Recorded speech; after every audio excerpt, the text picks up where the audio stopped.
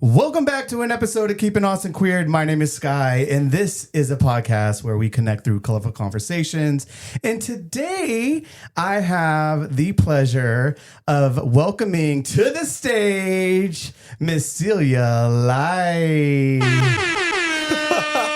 Hello. Hello, my friend. How are you? I'm doing lovely. It's a lovely day. The freeze is over. The freeze is over. I'm excited to talk shit and have a good time. Yeah, what did you think about the freeze in Austin? It was annoying. Did your power go out? No, thank goodness. Oh, thank I was God. praying because I live in a neighborhood where the past two freezes it went out. Okay. So I was waiting. I was stocked up. I was like, okay. Did you make your run to HEB? Yes, I would. Oh no, I went to Costco because I'm a lady now. Oh, you're a lady with a membership. With a membership. The $60 one, not the big one, but you know, a membership. Hey, you got in. I got there early, like Friday morning, and I grabbed like the last thing of water. They were already like going through. I was like, I just need one small case for me and my cat, and we'll be fine. That's it. But yeah, and you got through. Yeah, I'm very happy. It was not too crazy in Austin because it has been. It's been awful before, and so I was just grateful. You know, it just passed through the weekend. It was annoying to lose a couple gigs, but yeah, in the scheme of life, I've dealt with worse. Yeah. We had power. We had water, car. I mean, I did see cars like slipping and sliding around there. Yeah. I did not drive until I saw my neighborhood roads clear. Nice. And then I knew that the highways would be better. So I was like, okay, I'll just stay in. It's fine. Just be safer that way. Don't go out if you don't need to. But some people have to work. And so, you know, just grateful that it's pretty much done now. Yeah. And apparently, though, it's supposed to get a little, I don't think the snow or the ice, no, but the freeze. So you got to tap that, your drain, or what's it called? To get that keep it dripping because it's going to get cold again. But no, I think I should be fine now. Okay. Well, welcome to the podcast. I'm so excited to have you here. So I had Violet on. You're my second drag queen on here. And I think, just to talk about how we know each other is I've definitely saw you around the bars of Austin and hosting. You're a big host here in Austin. But I was supporting Violet at a bingo here in South Austin, and you were there, and you're just like so tall, so bubbly, so like cute, and so like kind. Oh, thank you. Honestly, that's what my husband said. He's like, I'm so excited that you get to have her on your podcast, because I just reached out to you, slid in your DMs and said, hey, would you be open to doing this? And you're just like, hey, sure. And so that just means everything. And we just think you have such good aura, energy, and you're just positive. And not that drag queens can be a little bit like harsh and shady. You know, it's work for some people and it's work for me, but I always think of it as like, I want to go in a good mood. And sometimes drag puts me in a better mood. Sometimes I have an awful day and I'm tired and I'm exhausted and I feel like worn out, but I go into a gig, and even though it's physical, even though it's work, I leave happier than when I went in. And so I'm very grateful for my job. It's like, part of it is I want to impart happiness on other people. I feel like if I have a sour attitude, what's the point of me being on stage? Right. Because you don't want to impart that on other people. No. They're there to be entertained. They're there to have a good time. We're there to be in spaces where you can kind of like forget the negativity for a little bit. Take a break. Your aura shines and it shows. So I just want to let you know that you're actually doing what you say you're wanting to do. Thank you. So how do you identify? Like I would say, gender wise is with most drag performers, it's very gray. It's very colorful. It's very, like a spectrum for me. It kind of just depends on the day. But I would say like Celia is very like she, her, she, they. She's very, I think as a person underneath the drag, I'm very gender fluid. I'm a little like back and forth a little bit of everything. And and people are like, are you non-binary? I was like, no, because I feel like I'm on the spectrum. I'm just not sure where. Right. But I'm good with all pronouns. Just when I'm in drag, I go by she, her more. But besides that, I just feel like a queer human. And I love it. We've had so many all walks of life here on Keeping Austin Queered. And I just, always like to let the people know who is representing themselves today. So represent. Now, I don't know. Well, you said you heard episodes. So on Keeping Austin Queered, we like to play a fun little 3-card pool game before we get to know you and get into the story. Fun. So it'll be fun and it'll be your choices. So the 2 games are Never Have I Ever, and then let's get deep or deeper. So the questions, and just so you know, they're not that deep or scary. And if you don't want to answer one, you can. So which one did you want to go first? Let's never have I ever, deep or deeper? I'm an open book, but let's start with something. Let's start with never have I ever. Okay. We'll start there. All right. So never have I ever been broken up for being too immature. Oh, definitely not. I am the old lady in my situationships. And let's just be real. I've never been broken up with because I've never been in a relationship. And so I, you can't really finish the race without starting. There you go. But also I feel like I've broken, like I've never been in a official relationship. Like we're dating, we're boyfriends, we're partners, whatever. No. Okay. And I feel like part of that was because I'm surprised by that. I didn't come out till I was 18. Okay. Which was in college. And then 19, early. I was exploring. Okay. So I wasn't really focused on relationships. No. And I think even within the past couple of years, I really have focused so much on drag and my friendships and rebuilding things with like family and old friends and really like reintroducing myself to people to where like relationships have really fallen to the wayside. And the couple times I have tried, dating in Austin isn't impossible, but it presents a lot of challenges. It does. And I was in a situationship like a few months ago. Okay. And let's call them Thor. Ooh. Thor. Was he a Thor daddy? No. Okay. Thor was a twink. Okay. Thor was 90 pounds soaking wet. Damn. You know what's funny is I like a little bit of everything. I don't really have a type. You don't. But what likes me back tends to be smaller, shorter. I date Mexican Oompa Loompas. That's who I end up with. I end up with short Latino men, which I'm fine. I love a short king. I love tall. I love every ethnicity, every race, every gender. Like I'm very open and fluid. Okay. But just what tends to gravitate back to me is that. And he was a little older than me, but just could not communicate what they were looking for, would want one thing, do another, say one thing, say another. It was just a lot of back and forth. And really with my schedule and my time, it's like I like knowing what I'm getting into. Mm-hmm. I have no issue. If you're not looking for a serious relationship and you just want to date and figure each other out, fine. That's great. Let's figure each other out. Let you know. But you have to be present when I'm with you. You have to be present when I'm not with you. You know, it's like, let me know, like, hey, how was your week? Do you want to talk? Just small things. Because I feel like I'm not that needy or high maintenance. I was going to say, that's not too much to ask for. And he just was not capable of it. And I said, you know what? That's fine. I don't think we're really made for this. So let's just put it down. So I've never broken up with someone, or no one's ever broken up with me in general, but especially for not being immature. I feel like I always kind of have to be, picking up that extra weight, unfortunately. But good for you for knowing what you want and being able to use your words and communicate that. Can I, how old are you? I'm 26. 26. Yeah. Wow. See, you're focusing on the right things. Honestly, family, work, drag, like, trust me. I just got married. I told you, and I'm a year ago and I'm 45 this year. So you like spin the block. You're good. I also feel like it is a phenomenon with gay men in general.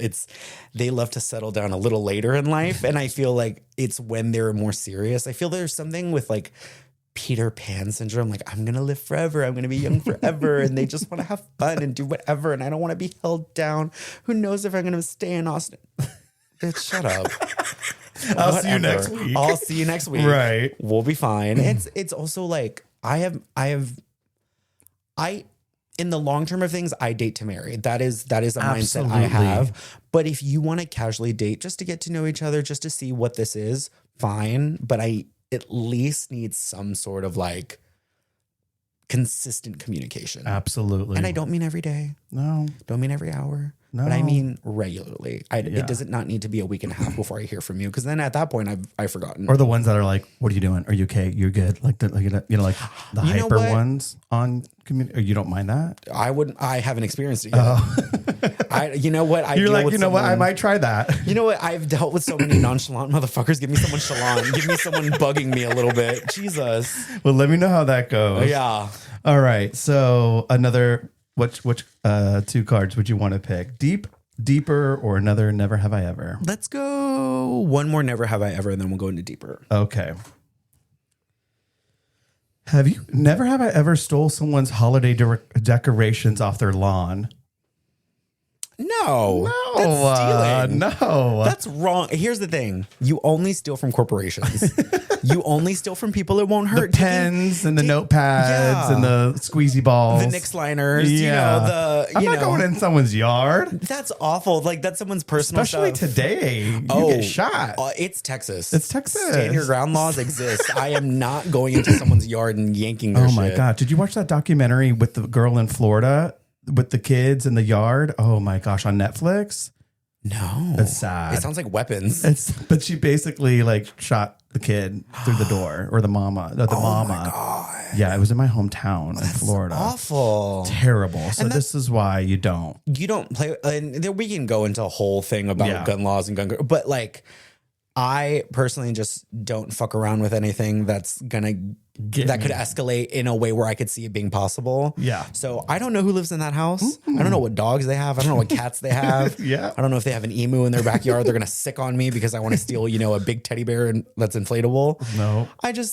No. Yeah. I don't steal in general, just because also I'm not good at it. I'm very I will walk through stores with friends. Okay. And people very close to me. And we're walking through the aisles and, we were shopping. I might buy a thing or two if I see something I like. By the time we walk out, they're like, bitch, look what I got.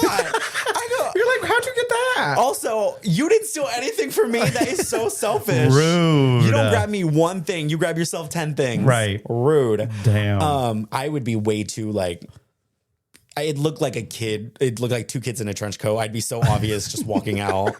There's no point in me. You would have it all over your face. Now that they're closed, I will say I did steal a couple of zippers from Joann's, but you know what? I think that's hey, $7.99 for your little busted ass zippers. And they're also closed. They're closed now. What are they going to do? Yeah. Prosecute? Bye. All right. You said deeper. Yes. What? Well, you said I'll read it, but I'll pass it. Okay. What does your partner do that you find irresistible? Well, I'll ask you that. Let's remix it. Sure. What do you? Is there any? I said it sounds like you're obviously open to a buffet, which I love. But is there any specific characteristics of someone that get you going? Either physical or mental and emotional. We'll start with something more lighthearted, and I think more personality based. I like someone who matches my energy. Love. I like someone who. Because I feel like as a drag performer, I can be pretty quick. And I think in my friendships outside of drag and in my relationships outside of drag, I don't tend to be on as much. But I'll be a little quippy. I'll throw a little one-liner. And if you can match me or fight me a little bit, I'm like, okay. Yeah. You're smart. I like that. I like that. The banter, the play. The banter. I like that you're paying attention. I like that you know where my brain is at. I'm being playful. Yeah. I would never I love that too. You pick at someone. I would say in maybe a physical thing. When you just see it, just like, ooh. I think this is a product of the relationships that I've been in, but I like someone who's direct. Okay. I like someone who says what they want.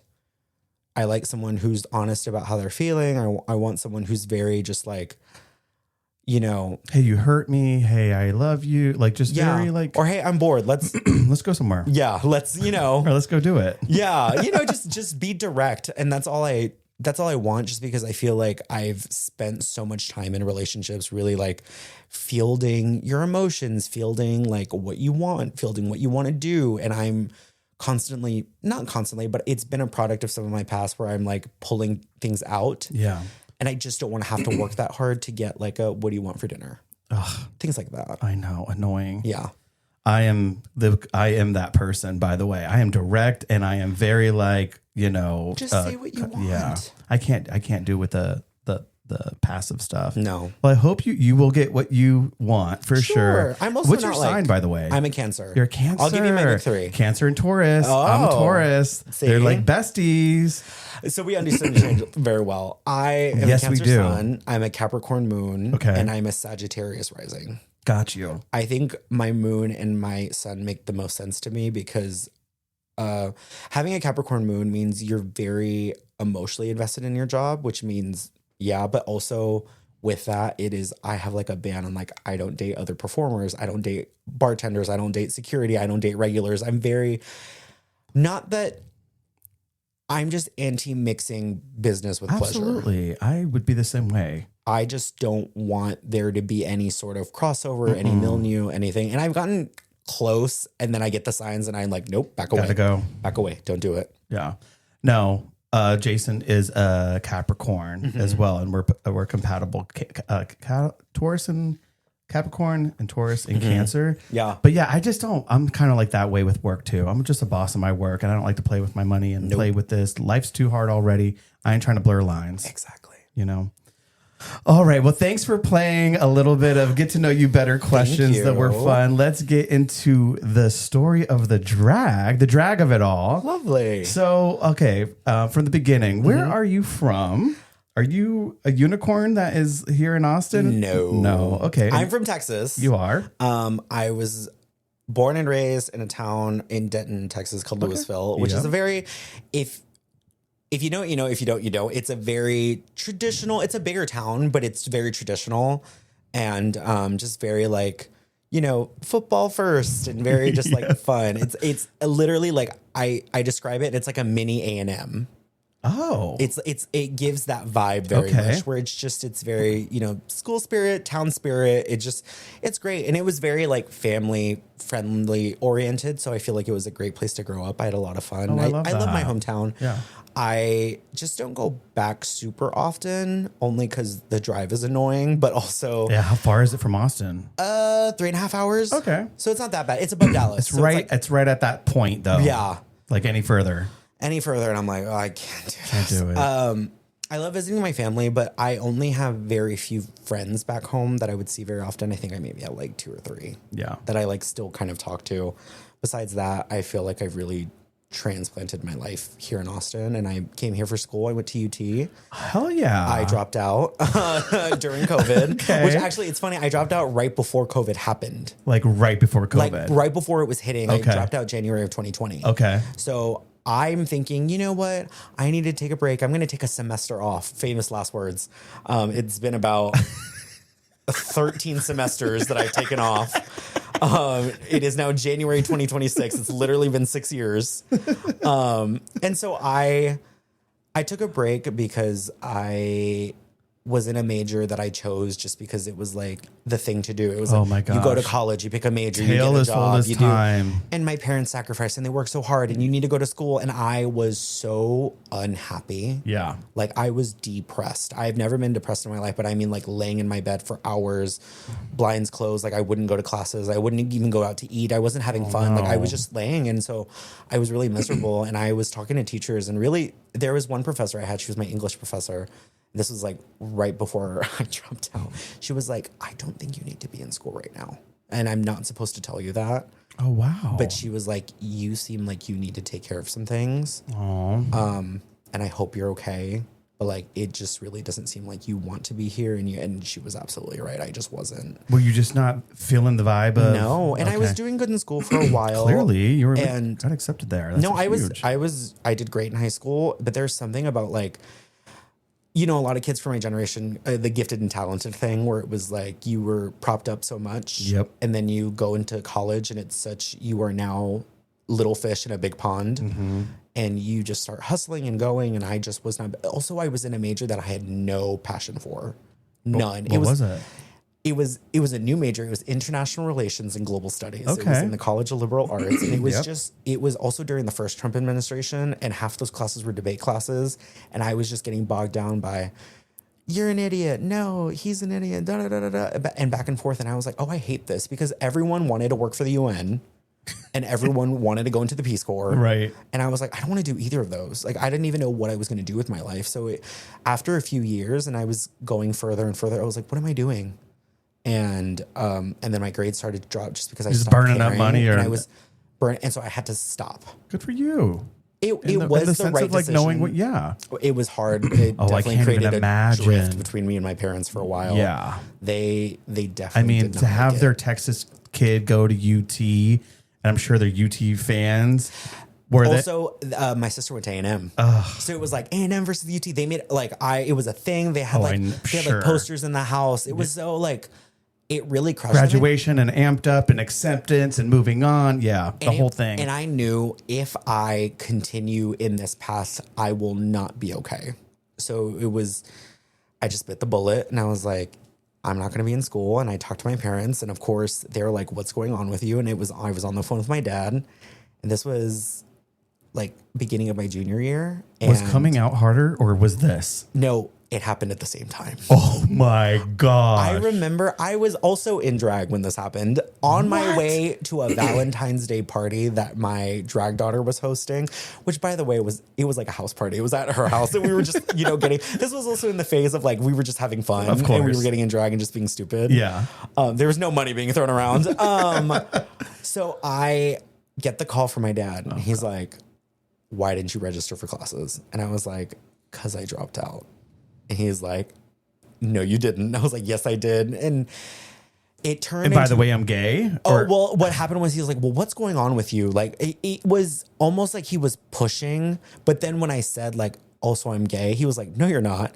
Something I did mention and something that a large part of my audience knows, so I won't talk too much on it. Yeah. My father's a pastor. Oh, okay. And my mother runs a Sunday school, and they are both very, So he called it a phase. Okay. He's like, you're just dealing with things. He also, in general, calls it an inclination. Okay. Like, he compares it like, well, some people have an inclination to drink, an inclination to smoke, an inclination to cheat. You have an inclination to be gay. And I'm like, no, that's not how that works for me. I mean, technically, now that I know I like everyone, I think that is also, it's kind of true in a funny way, but I'm not going to tell him that. And so I came out and we didn't speak for like a year. No. And he was like, I'm going to tell your mother. And I was like, great, I don't have to do it. That was fine because if you're like, please, thank you. My dad was a very stern person, but he also is very logical. And he doesn't overreact. Okay. My mother, on the other hand, is the telenovela star of the household, is the overdramatic, like, Sofia Vergara Latina, like, what? Oh no puede hacer. It's so like, and he didn't tell her till Thanksgiving. Because he knew how. And he kept pushing it off. And we would talk very scarcely, but like a few times. And I was like, did you tell her? And he's like, are you sure? Are you like, checking back in with you? He was also like, oh, it's not the right time. She's doing stuff. And I'm like, what is she doing? He's like, his ass is scared too. Because he knows because he knew. Right. He told her and she freaked out, both about the gay thing and the school, because he didn't tell her about the school thing either. So she thinks I'm in school. Meanwhile, your dad is like, damn, you're going to put this on me? Also, this is during COVID, so we were shut down, so we weren't seeing each other anyways. Yeah. And kind of a good opportunity to like... oh, no. Yeah. So what happened was is she freaked out, and she freaked out like to a 10 and started blowing up my phone and started texting me, and she left me voice memos on WhatsApp. That's how you know she's Latina. Yep. To this day, I haven't listened to, and I won't. Please don't. I never will. Because you've come probably 10 times so far. No, it's also been 5 years since that. Yeah, but still, that would still... It would hurt in a way where I know where she was at. She probably said some very unforgivable things, and knowing who my mother was and who she's grown from then to now, I just don't think I can let that represent her. Where are you guys at now? We're better. We're good. Okay. We talk. My mom decided to pick a fight right when I came back from visiting them over Christmas. But besides that, we're fine. Okay. Little petty things. It's okay. Petty time during Christmas sometimes happens with the family. And so they know I'm gay. And I feel like my sister says we've been playing it on easy mode because I haven't been in a relationship. So I don't have anyone to bring home. Right. So I come home. It's almost like really I don't bring up, if I'm dating anyone, because no one's even important enough to even get there. So nothing really is nothing, because there is still one barrier though. They don't know I do drag at all. What? Yeah, they still think I'm at the same job that I've been at. And people were like, why? And I was like, if I thought that would be a productive conversation. What about your sister and all this? My sister, yeah. Does she know you do drag? Oh, she knows everything. But she just keeps it tight. This is ride or die. Because she agrees. Okay. That like my parents, if there were a case where it would even like, because I don't think my parents would want to come see a show. I don't think my parents would be accepting. I think also it would have to, my parents are so conservative. There would be a whole gender conversation. There'd be a whole thing. And I'm like, oh, girl, I'm not even sure of it myself. Don't get into that. Yeah. And so I just don't think it'd be productive yet. I always joke that if I got on Drag Race, you be coming out on TV. But also the other joke is that I've never auditioned for Drag Race. So it's like, oh, until I do, which I don't know that I ever will. That was one of my questions. We'll get to that. Yeah. But it is when I find it to be a point to where it'd be helpful or it would break a barrier in a relationship or anything, I just feel like right now is not the time for the conversation for it.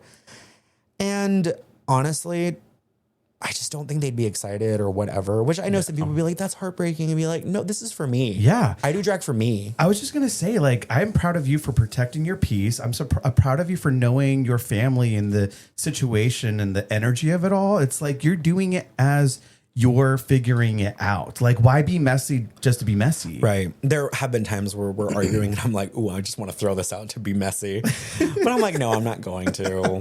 But like, even like my cousins know I do drag. Like most of my family, except the elder side, doesn't know. The elder side doesn't know, but the youngers, they're all, and they're like, that's cool. That's great. You look great. Da, da, da. And so I feel like I keep it at a level where I have my job, I pay my bills, I do what I need to do with it, and I protect my peace for the most part. If there ever comes a time where I need to tell them, it is what it is. I feel like at a certain point too, I'd be like, hey, I do this and this is how I make my money. And they'd be like, okay. Now, do you do drag full time? Yeah. Full time. Pay the bills. Now nothing else going on but drag. 5 days a week. Yeah. Hell yeah. I saw that you were doing 4 days a week, right? Yes. 4 days a week, 5 gigs. Okay. Wow. 5 weekly gigs. And that doesn't include, weddings and spring stuff coming up. I'm so proud of you. That's huge. I love it. I'm not even like, there are queens who work way more than me in the city, and there are queens who, book out there every single day. But I'm just grateful to have it at a pace where I can just handle everything I need to handle, and drag can be my main focus. Yes. Love, love, love, love, love. Wow. Well, thank you for sharing that kind of like come up story. I did not expect any of that. Yeah. Obviously. Crazy. Okay. Well, what brought you to Austin? It was school. The UT. Yeah. Yeah. It was UT. I went to school. I was, I was living off campus at a dorm called Dobie 2021, which I might have just triggered a couple of people who listen to your podcast, because that apartment building's been around since the 70s. Okay. So if you went to UT, you at least heard of it, and it's still there. Okay. Now it's owned by UT. I was an RA there, and that's how I started doing drag. I would host Drag Race watch parties. And I did that for a year out of drag. Okay. And it was so popular, and I was wanting to do drag that I was like, well, what if I just did it out of drag? And so I did it in drag, and then we would do like a little show after. And then there were like a bunch of people in the building that were like, I want to try doing drag. And that's how I met my drag daughter. That's how I met like a bunch of people that like, actually, that's how I met all my drag children. That is how you got into drag, is by hosting drag nights. And then you said, you know what? I want to dress up for it this time. And then boom. Yeah. And then I found other people wanted to do it. We had a whole show called Drag on the Drag. Okay. Because it was on Guadalupe, which people call the drag. Yep. And we would do shows out there. And some nights it was packed. 200, 300 students just coming out because they wanted to have fun. Yes. And I would love to do that again one day. Unfortunately, with everything going on in the school, they're just not having it.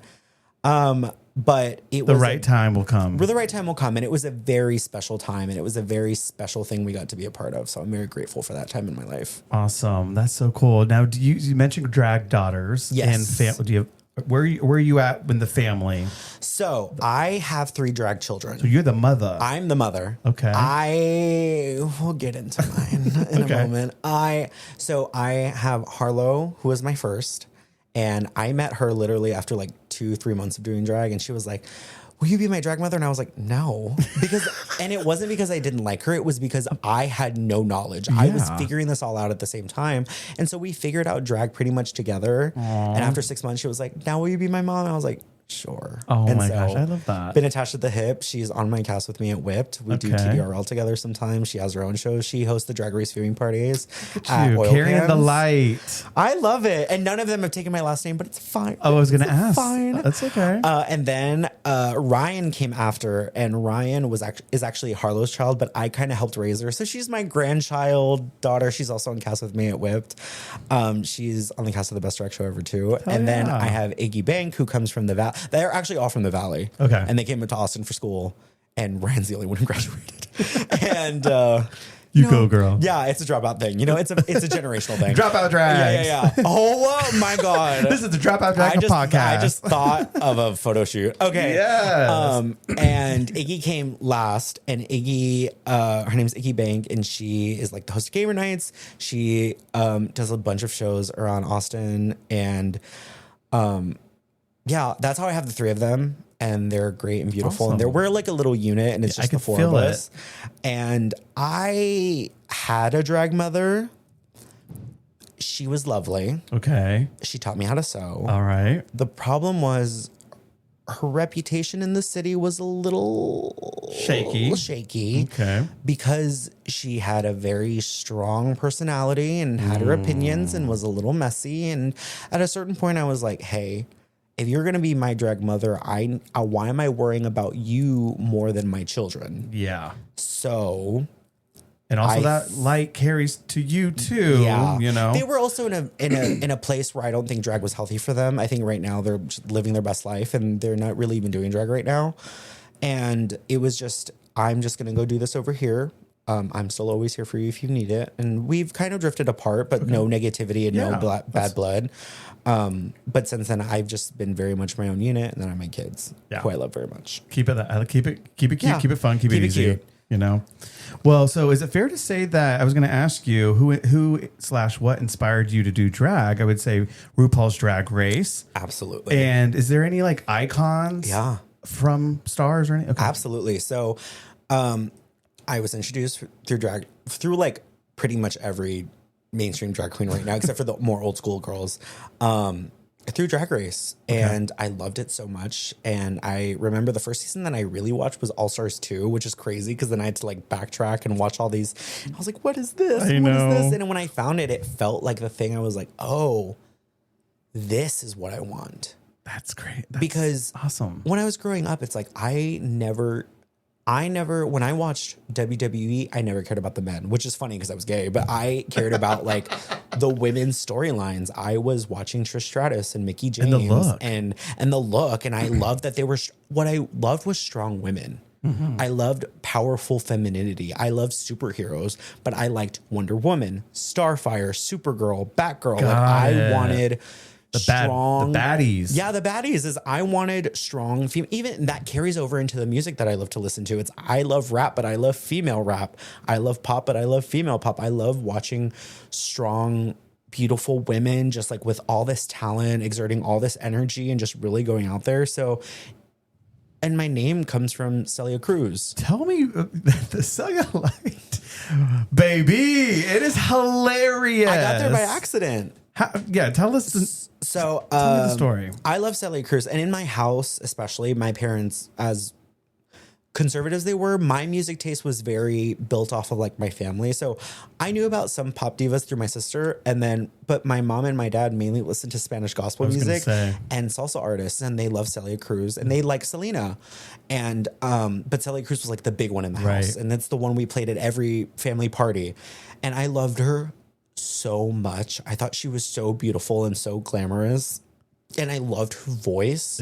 I loved that her voice was like bold and it like had like this heft to it, and she would sing out and punchy, she would sing so heavy, loud, and she would have these huge fabulous sequin dresses. I mean, she was like a drag queen.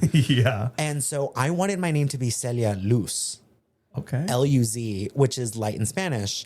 And I was like, ooh, Celia Luz. And then I was like, oh, these hosts are not going to know how to say and I was 17 when I came up with my drag name. I was not performing at all. Wow. I was like, Luz. I was like, they're going to say Luz or Luz. Like, they're not going to get it right. So I was like, I'll just be Celia Light. And I was like, Oh shit. There it is. I looked in the mirror. I was literally in my room and I looked in the mirror and I go, yeah, that sounds about right. Light bulb. And since then, that has been the only name I stuck with. The only other name I even came up with was still when I was in high school was Rose Asia. So I don't know what it is with me and skin things, but I was like, apparently I wanted that stuff to be my name. Oh my God. I got Sky Rizzy. Yeah. Oh my gosh. So funny.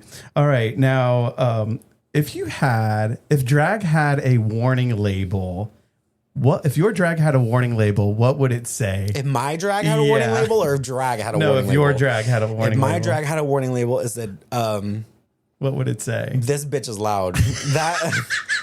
This fucking bitch is loud.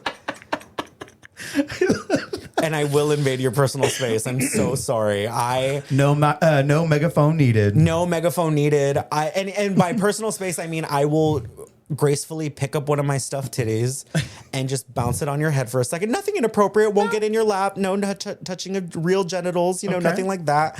But I don't know what it is. But I'm a big drag queen. I wouldn't even say like I'm one of the bigger drag queens, but I'm tall.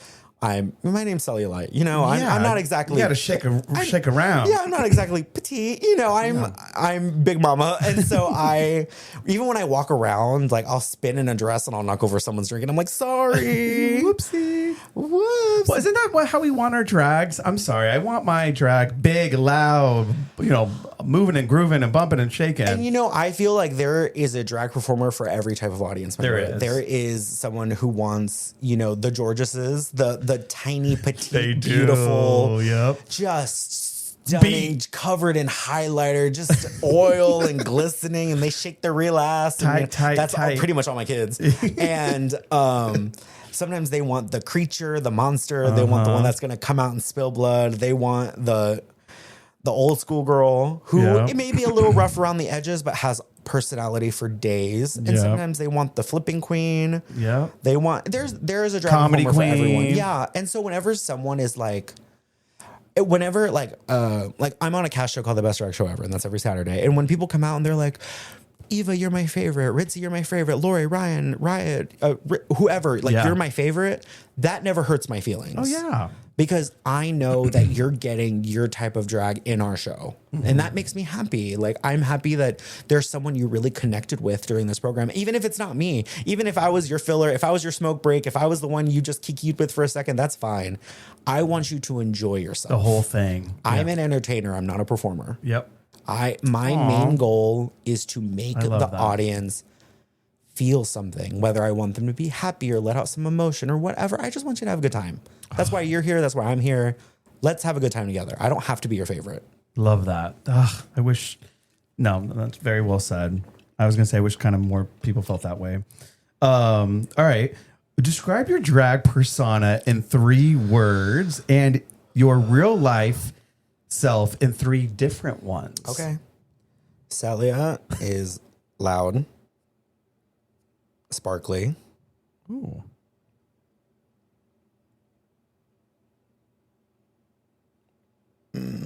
I'm torn between showgirl and chaotic. Because you get a little bit of both. I was going to say. The chaos doesn't really come in my hosting style or when I'm what I'm wearing. It's more so some performance when I'm really in it.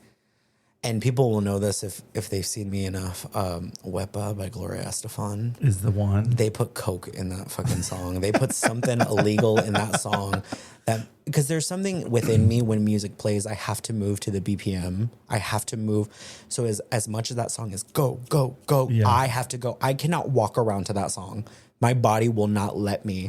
So I will be exhausted. It will be I host a show called TDRL, which is an all request show, and it's on Sundays. And that show consistently weekly, it is somewhere between 9 to 12 songs. Wow. That I'm doing. Wow. And not to mention my co-host, whoever that is, because it's usually a special guest. Wow. And I have come to this. I haven't been. It's fun. It's fun. It's a good time. People literally, they'll be like, I want Britney. Great. I know this Britney. Do you want to hear it? Great. We'll do it. And sometimes they're like, do that Beyonce mix. And I go, I hate you. Because I get regulars who are like, it's on my 5th one. I just did a Beyonce, a Britney, and a Christina. And they're like, do Physical by Dua Lipa. And I'm like, you want me to die. You want me to die. Tell my drag children they get the drag. Tell my sister she gets the money. And someone better take care of my cat. Yeah, that's all I care about. That's it. Hit it. Hit it. And I do Press play. And it's like, people were like, you were on, but as soon, and every drag performer knows what I'm talking about, as soon as that music dies, you get hit with everything. Your feet hurt, your back hurts, you're out of breath, you're about to throw up, you're dry heaving. It's a mess. You gotta take a piss. You gotta take a piss. You gotta go sit down. Everything hits you at once. Oh shit. But when the music's on, that adrenaline is pumping through your body and you don't care about anything else. Yep. You're like, and so 5, 6, 7, 8. And me, you know, as offbeat as I can be sometimes it's 5, 9, 2, 7, 8, 3, 1, 2. And it's not my cell phone Barrel number. roll, go. Cannonball. Oh, girl. All right. Well, what about the 3 that are opposite? Yeah. Are there 3 characteristics outside of drag that? Observant, which is a synonym for judgmental.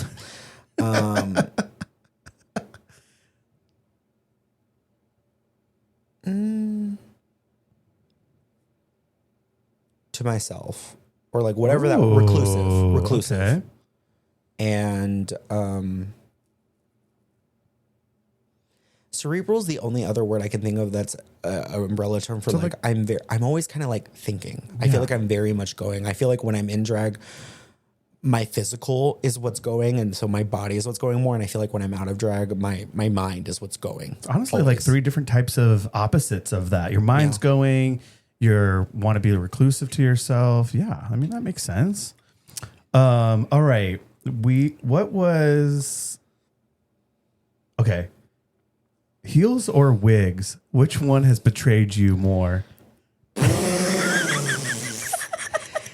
Which one has betrayed me more? Okay, to be fair, have you ever just flat tired? Both have happened. Oh, okay. So I will say, luckily, both very minimally.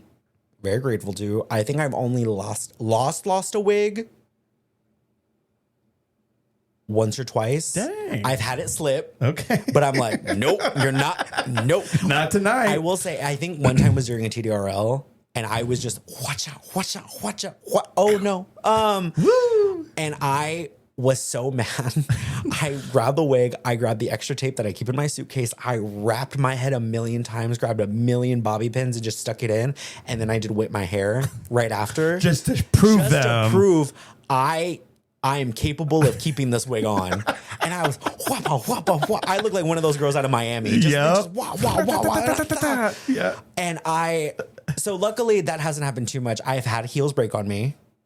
I mean, maybe like one time I remember the way y'all be stomping the yard out there. Oh, and stomping is what I do. They call me a Clydesdale when I go out there. Oh. And I'm, and drag queens specifically will know, I'm known for these clear mules that I have. Okay. That have a clear block heel. And I bought 1,000,000 of them. They discontinued the shoe. Oh. I found another one that's kind of similar. But that one especially because that's your Judy. It's acrylic on wood. You can just hear me running. That's why I tell the DJ, turn the music up. You can hear me run. Like, and you just get clomp, clomp, clomp, clomp, clomp. Oh my God. And I have a little Celia 2-step. And people are like, when you do that, bitch, we can hear your shoes tapping. She is coming along. I can pseudo tap with those shoes because they're so loud. Oh, really? Yeah. And it's because I'm not a real tap dancer, but like I can fake some of the moves. It sounds like I'm tap dancing because they're like, damn, bitch, your shoes are so loud. So luckily, neither of them have ever gone to the dark side completely. Celia Temple. Sorry, I had to do it. Boom, boom, boom, boom, boom, fee, fi, fo, fum. I will say you definitely have much more of a bigger presence in height, obviously, when you're in drag than out of drag. Yeah. But I don't know. It's so, I don't know. I think it's who you are. I don't know. It just like represents everything. Everything goes together to me. My friends say when you get me talking, it's like, oh, because the other thing is too is, a lot of times I'll go to the bar and I go so out to the bar rarely out of drag. Because if I'm going, I'm just like, I'll go and drag. Right. I want to see people. Yes. I want to have fun. I'll go like to pick up a check, or I'll go when I need to grab something or whatever, just randomly. And I'll have like security people be like, I need your ID. And I'm like, it's me. They're like, Celia? And I'm like, yeah, it's me. Like, I've never seen you out of drag. Be like, and you shouldn't, and you never will again.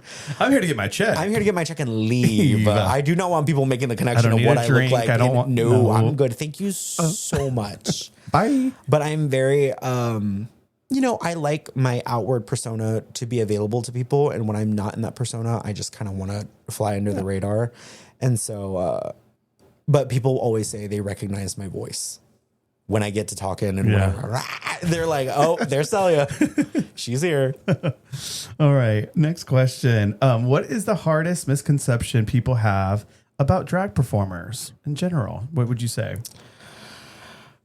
Do I want to be nice with this answer? It's up to you. I mean, I want give the E! True Hollywood story.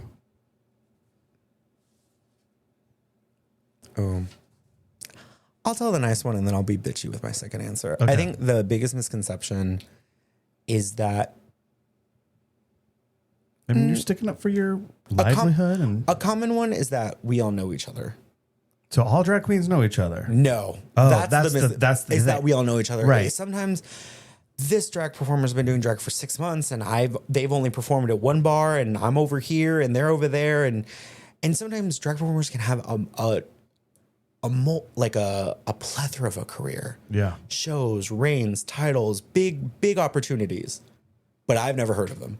And it's not shade. It's not like it is I'm hustling and I'm focused over here because I want to be where they're at. I could see that being a thing. And they're like, oh, do you know this person? And I'm like, oh no. And they're like, oh. And I'm like, no, it's not like that. No. It is drag performers for the most part is we know who we know. We have our little groups. And I think Austin does have its cliques, but I feel like especially more now than before, I feel like we really try to expand and get to know each other and really like have shows, be with different people. I feel like it's not perfect.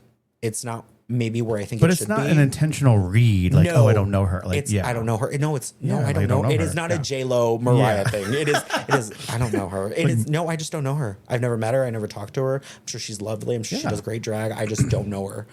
It's like all gays know all gays and lesbians and stuff too. No, we don't. No, we don't. Do you know what's funny though? Like, when I was working that job, someone was like, "You do drag?" I was like, my coworker, and I was like, "Yeah." He was like, "You probably know my girlfriend's brother, because he dances downtown." And when I didn't even put together when he says dances, I was like, "What? He's a ballet dancer." Oh, he was a go-go boy. Yeah. So of course I knew him when he pulled up the phone. I'm like, it's Tony. Great, I know Tony. Hey Tony, good to see you. And I was like, God damn it! I was trying to break the stereotype. Like, no, of course. You fell right into the trap. I know Tony. Tony and I are friends. I was like, shit. I will say the shady misconception is that every drag performer puts in the same amount of effort. I feel like they see one performer working really hard, doing all these things for themselves. And they're like, wow, drag queens work so hard. And I go, not all. That lazy bitch over there is not all drag is created equally. You know, and it's not even a read because there are queens who work harder than me. It is, I don't want you to think that just because that I can sew, that they can sew, that they make their own mixes, that I make my own mixes. Sometimes I don't. It's I think if you really want to appreciate a drag performer, I think you should get to know them and you will get to know what their effort is in their drag so you can really appreciate it. And there are some drag performers, and I wouldn't even say in Austin, that really don't care. They're like, I'll just throw on the dress and go out there and do the same old number that I've always been doing and I'll get my money and I'll leave. They just stop caring. Yeah. And so I feel like people, if you really, really connect with a drag performer, and you want to be like, you know, a cheerleader for them, get to know them. Yeah, show up. Them. Not even like, oh, you have to give them an absurd amount of money or whatever. No. I'm just saying, like, if there are drag artists, they're just like any other artist. Connect with them, see what they're about. So that way you really get to understand who they are as a person. Mm-hmm. And I feel like it's always like, oh, they're all doing the same thing and they're all fighting for the same things. And it's like, no, they're not. So again, everyone looks different, does their own special thing. And I think that's really something to know. I would say also too, yes, drag queens love money and want to get tipped, but like show up to their gigs, support them, an audience, a clap, bring your friends, do that. You know what I mean? Like, I think that's important as well. So I would rather have a full lively audience and walk away with like maybe $20-$30 than like go around a room where they hate you. Oh gosh. And maybe they're tipping a little bit better. Yeah. because I'm doing this so we all have a good time. Right. I'm not doing this just for shits and giggles. Like, I want you to have a good time. Yeah. All right. Let's do a quick round, quick fire real quick. Okay. Death drop or split? Split. Split. Best tip ever. How much or where, or do you remember it? Yeah. Oh, that looks like that was a good one. That was a good one. Should I say? Yeah, if you want to. I think this you don't have to is say who, but like where and when or within what? recent, someone, a regular of mine was leaving and we were going to miss them very much. And we all said our goodbyes and we were like, oh, we love you. Da, da, da. I checked my Venmo later, $500. And I was like, oh, hell yeah. I'll take it. Oh, how cute. I can get a nice wig with this. Thank you very much. I don't know if that's the biggest ever. There was someone very generous, like when I was first starting, that I think gave me like $1,000 to get started. I think it was less of a tip and more like I believe in you and your career. I haven't seen that person in forever. Aww. But it was very sweet. They gave me like $1,000. And there are queens I know who've gotten thousands. Thousands. Sometimes it's their booking fee. Sometimes it's a tip. Sometimes it's just whatever. But that is not always the case. You know, I'm not turning my nose up at $1. Hell, I'm not turning my nose up at $0.25. Honey, the last thing that when I saw you last, you were making sure you got your dollars. And I was like, thank God she knows how to get her damn dollars. Go around the room. They want to see you. They want to touch you. Yeah, isn't that you annoying? Want to put it? Some drag queens like to act like they don't know a dollar's there. And then all of a sudden I'm like, girl, get your dollars. They have their dollars out. Like they want. You're good at that. I make my mixes extra long. I'll go around the room. I'm like, hey, hello, it's good to see you. And if I get that one that's like, let me put it in your titty. It was like, when you touch the hair on my chest, that is your problem, not mine. And you go back and you smell your hand later and be like, oh, she was sweaty. Yeah, girl, I didn't offer it up for a reason, but you wanted to. You want to get in there. All right. Bingo, brunch, or pride? Hosting edition. Hosting. Yeah. Hosting bingo, hosting brunch, hosting pride. You know what? I love a brunch. I love a brunch. I love hosting brunch. Pride's fun. Corporate pride. I even do the corporate prides. Corporate pride's fun. Oh, yeah. Bingo, if I'm doing it alone, can be a little repetitive. Yeah. I feel like if I have a co-host, that's fun. But if I'm solo and I'm hosting brunch, and I want the girls, the gays, and the theys. And I want a mixture. I don't need all the straight bachelorette girls. I want bachelorette girls. I want the gays. I want lesbians, queers. I want lesbians. I want old. Yep. So that way, when I pull out my 1970s Groove is in the Heart or Let's Groove mix, they'll appreciate it. They're clapping. And then when I do Cardi B, that's for the bachelorettes. You know, there's a little bit for everybody. I love brunch. What's your favorite place to do a drag brunch? You know, I had a brunch, and unfortunately, when they moved into the new year, they were like, oh, thank you. Your services are no longer needed. But I had a great time, and I'll always support the venue. It was Wanderlust. Okay. I love Wanderlust. Wanderlust is so much fun, and they're great. It's like the David Buster's for winos. Yeah, they just, oh my God. they had a lot of drag brunches, and they just wanted to keep it to a few hosts and keep the circulation clean. So no hate towards them. It's a great venue. They have a lot of great brunches. My daughter Iggy hosts a brunch there. It's a Besties brunch. And so they have a lot of great shows over there. So, and I think that's a great venue. So they always have a good time. 100% agree. All right, let's get into the RuPaul of it all. Okay. Nothing crazy, but you said so you never applied. No. And you don't know if you want to.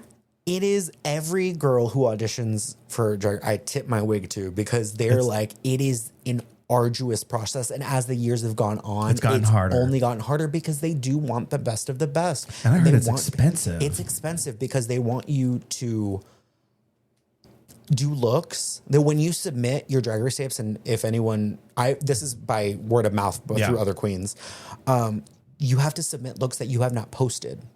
Gotcha. So if you use them on the show, they're not already present on your media. They want a multitude of runways, a multitude of performances, several snatch games, acting challenges. They want you to record verses. They'll give you a cut of ASMR Lover, and they're like, do something to that. They want to see you be fully well-rounded. And a lot of them tell the queens, like, basically make this like you are making your own reality show. And so you're basically filming your own pilot out of your own pocket. And then anything, when you submit that to them, that becomes their property. What? That's not yours anymore. And you're put under a contract. Oh my God. Where you want to, where pretty much anything, any intellectual. So like after that, so when you're on the show, it's like that Bethany clause. Yes, but you don't have the Bethany clause. I don't know what the Bethany clause is where if you get on RuPaul's Drag Race or Housewives, and then you want to have a skinny girl margarita or a brand or merch, or do they have it under control? I don't know if it's under control. I don't know if they get a cut, but like say Alyssa Edwards back rolls, right? World of Wonder is going to be the one that produces the back rolls t-shirts, and they make it. And I don't know if they get a cut. I don't know. I don't know if they have to cut them in anything because it's Drag Race. Yeah.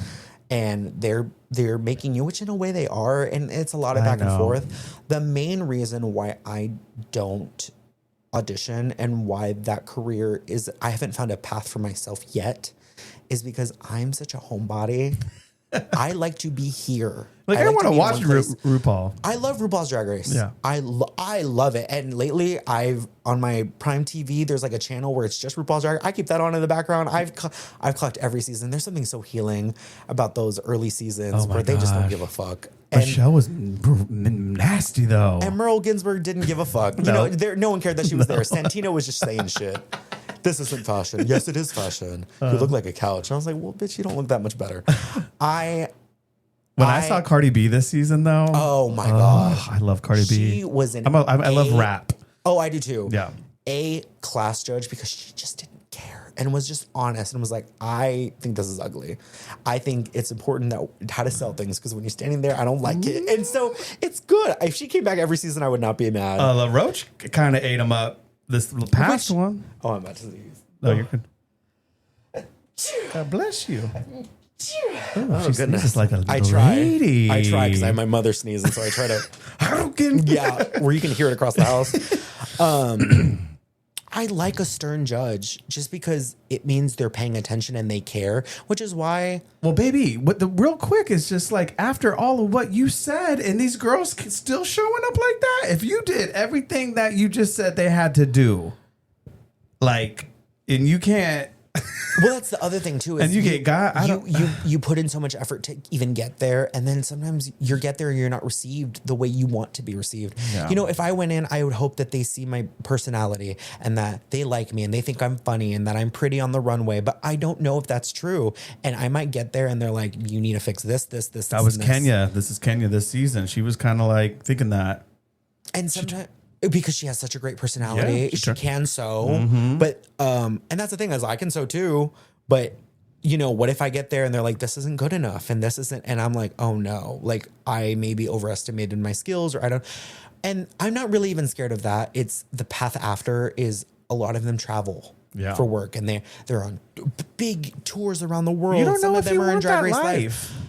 Traveling for me, even for my own personal, like you know, I went to Peru last year with my family, and I was gone for 4 days. And even then, I was like, I want to go home. By the end of it, I was like, homebody.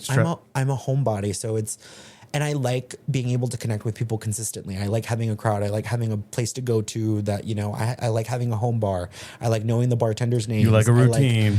I like a routine, and so I it's do hard too. I'm Taurus. for me to want to like go to Minneapolis one day, and then you're in Florida, but then you're back to the Midwest, and then now you're on the coast, and you're going to do red carpet. It's not that fun for you. It is a very like the long job, but it's hard. Yeah, it's very hard, and I applaud all of those wonderful drag performers that can do it. I don't know if I'm built for that, which is why people were giving Anitra so much shit whenever she was canceling gigs and was like not in the best place mentally. I don't know that I'd be in the best. I think I would push myself past my limit. Yeah, to try to do what I'm supposed to do. I don't know if that I'd necessarily be happy. The stress of it all. Yeah. I respect that though, and again, I'm honestly so proud of you. It seems like you really know. If it's not that you don't know what you want, but you know who you are and you know where you stand, and that speaks everything. So don't ever lose that. Thank you. Who do you think the trade of the season is this season? Because it was kind of mumbled on the thing. I couldn't really. And do you have any faves? Here's the thing, and here's the truth. None of them are trade. Because a trade is something very specific, and none of them are trade because they are all butch queens, and they don't qualify as trade. They are attractive, you know, however they did people. They are very attractive people. I'm not saying that they're not attractive. I'm saying that trade is something very specific that I don't think any of them are. Who do I think is attractive underneath the drag? if I had a top three, Top three. Nene Coco, Yes. who went to UT too. Yep. I didn't know that. Smart as hell. Vita Von Star. And when she ate up that Cardi B song, I was like, I didn't know you could do all that. I was like, okay. And they weren't even ready Oh, because you thought they were going to go out. Yeah. Right? I think probably by the runway they told them that it was going to be a top lip sync. Okay. But even then, if you don't know the song, you don't know the song. That's And both of them kind of knew the song. Yeah. Vita, Nene, and maybe Vita, okay. I think Vita's cute. A jawline. Yeah. I'm going through the cast right now. I'm trying to see who I would like. LA home queen. Who? Who that tall one? That Darlene. Darlene. She is too Midwest for me. That is so like. No, what's her name from Greece? From Greece. A drag queen from Oh, Athena. Athena? No, pretty boy. Ooh. Oh, I'm so sneezy today. Oh, you're so fine. Oh, Lord. Athena's cute, but I think Athena and I would fight about drag. And so I feel like we wouldn't even get to anything. Oh, I am so glad She would Briar went home though. No, I liked Briar, but also Briar reminds, and I'm not going to say who. Okay. Briar reminds me of a couple drag queens that I know that you're very sweet, but you like to poke. You're very sweet, but you like to poke. And then when someone pokes back at you and your tail goes in between your legs, you're like, no. Yep. But there's something about Briar that feels very like, there's something where I'm like, that's sister. There's something like if I met her, we would have a kiki and we'd have a good time. Aww. I don't know. I think maybe I'll just leave it at those two because that's fine. I'm looking through the rest of them and I'm like, I think they're all attractive, but none where it'd be like, right, like giggle and like blush if they talk to me. Do you have a top two favorite out of all time drag queen or drag race? Like in general? Yeah, in general. Oh, and they're drag. All seasons. Out of all the seasons. I would say a top. Who was your favorite drag? I love Bianca Del Rio. Love. Who I met in real life and is just as kind and sweet as you think they would be. Oh, yes. Bob the drag queen, who I've also met in real life and was very kind. Detox. Love Detox. Detox is wonderful. And did you meet her? Probably one of the best. And this was such an early time in my drag. I think I was less than a year in and she was visiting. She wasn't even performing. She was visiting with the Work the World girls and Evie Oddly was performing and Detox was there, you know, after the show and, you know, a bunch of the queens. And I didn't get to talk to a bunch of them because they were all like, you know, being bombarded by other people. Right. But I saw them and I was like, oh my God, that's so cool. And Detox is leaving out of like the side door of the bar. This was Oil Can Harry's. And she's leaving and I just go, Detox, I love you. And she's halfway into her Uber. She stops, gets out, comes back into the bar and says, who said that? And I was like, oh, it was me. And she came over to me and held my hand and said, it is so nice to meet you. Like I'm Detox. And I was like, oh, I love you. And like, I just like gushed over her for a second, but she didn't have to do that at all. She could have just like waved off and been like, love you too. And like nothing like, yeah. But like, she really took a moment and like made me feel special. And she's such a superstar. I'm sure she has a million interactions like that day to day. And this was years ago. But truthfully, every time I look at her, I'm like, she has the kindest spirit and she reminds me over and over, like, it doesn't matter how big I get. I could be the next RuPaul, which, but like, if I ever reached her level of like famous and outreach and like influence, you're going to do that. I would want to be that for people. Yes. I would want to stop and take in the moments. And she thanked me for like loving her for all these years. And I was just like, that is stuck with me. Person you need to be. Yeah, that has stuck with me so strongly throughout my entire drag career of like, even when everything is so like, when things get mumble jumbled and you're like tired and you're over it. But when people take a moment to be like, oh my gosh, I had such a good time. You really connect with that person. Mm-hmm. And I'm just so grateful for that lesson. Because it's such an early time in my drag. That is so stained in your brain for that. Very much. All right. Where can the girls find you? Well, you can find me. Okay, let's run through your schedule. Let's start. And give your IG. Let's give it all. Well, I'm on Instagram at the Celia Light, which is TheCeliaLight. The Celia Light on everything, on Instagram, on Twitter, on Facebook, on Venmo, and on Cash App. All of those things. Let's start with a Saturday night. I am at the Drag Queen Game Show at the Barrel of Fun, which is the Alamo Draft House on Mueller, every Saturday from 7 to 9. And then right after that, I have the best drag show ever hosted by Miss Ritzy Bits and a slew of other wonderful, talented drag performers who I love being with every single weekend. Every Sunday, I host a show called TDRL, which is Total Drag Request Live. If you remember TRL from the 90s, sure do. This is the drag version. And so instead of requesting music videos, you request the songs that you want to hear on stage with me and a very special guest co-host. And all my co-hosts are absolutely wonderful. From 6 to 8, we bump all of your favorite tracks, and we try to make it through a million. We at least get over like 25. You out of breath. Absolutely. Then every Tuesday, I'm back at the Drag Queen Game Show, but this is at the South Lamar location of the Alamo Draft House, which is at the Highball, and that's from 8 to 10. Both of the Drag Queen Game Shows are absolutely free. We celebrate birthday parties and bachelorettes and whatever. Bring your family, your friends. You can sit down and eat during the show, which I always tell people is like the best part of the show. I'm a hungry hoe. Is that I love to eat. I love that you get to enjoy yourself and be entertained, but you get to sit and talk with your friends, and sometimes you get to play the games if you know. They had a bar like that in San Diego that I loved eating. It's fun. It's fun. It's almost like our version of a Hamburger Mary's, where it's like you get to sit down and be entertained, and people are like, you know, having a good time, but you don't have to be standing for 2 hours.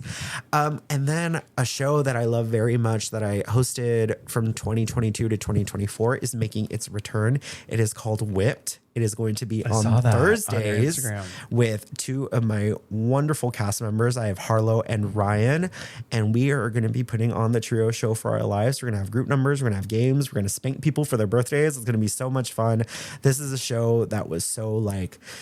It was a special little gem in the Austin drag community, and I really love being able to connect with people, and the love that we've gotten since we've announced that we're coming back has been so lovely. So I'm very excited. That starts on February 5th. So not around the corner, so it's around the corner. And we're just going to have a good time.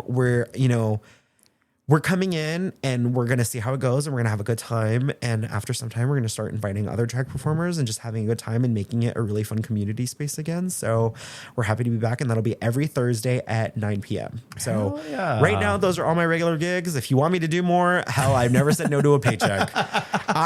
And that's just because I'm Latina. I'm Latina and Asian. One thing I will never let go of is a gig. Okay. I've been on the best drag show ever. This is now going on 5 years. Wow. And the only original cast members are me, DG Ray, and Serena Salvatore. And Ritzy was like, I wonder what it is. I was like, it's because we're Latino. We're not letting that go. No. We got a job. We will never let go of a job. And so I'm very grateful for all the wonderful venues I get to work for, all the wonderful people I get to work with. And if you ever want to have a good time, please come out to one of my shows. Please connect with me. DM me on Instagram if you want to figure out any other events that you want me to do. I'm also a wedding officiant, and I have a slew of weddings coming up in the spring. So in drag, Hell yes. Officiating. Hell yes. And I just do it for a lovely fee. And so if you want to book me, contact me via social media, and I'll be happy to connect with you. Let's have a good time. Oh my gosh, that is so awesome. I'm definitely going to literally go to all the places you said. I haven't been out much because building a business, married, the whole thing. You have a life.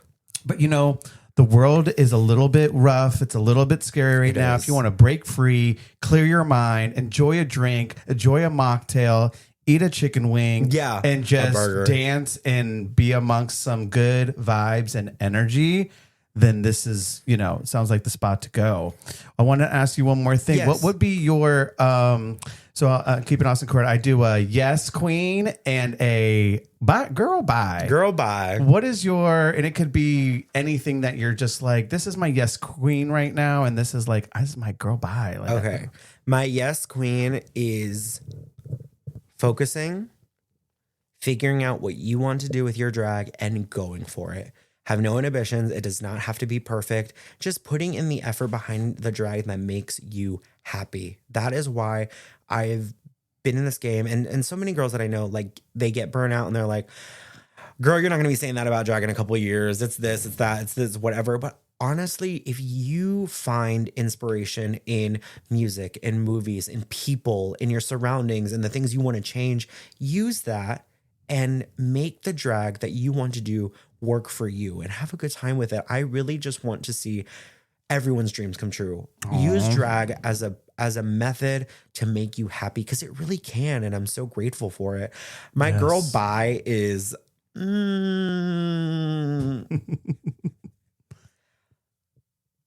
girl bi, you talk too much.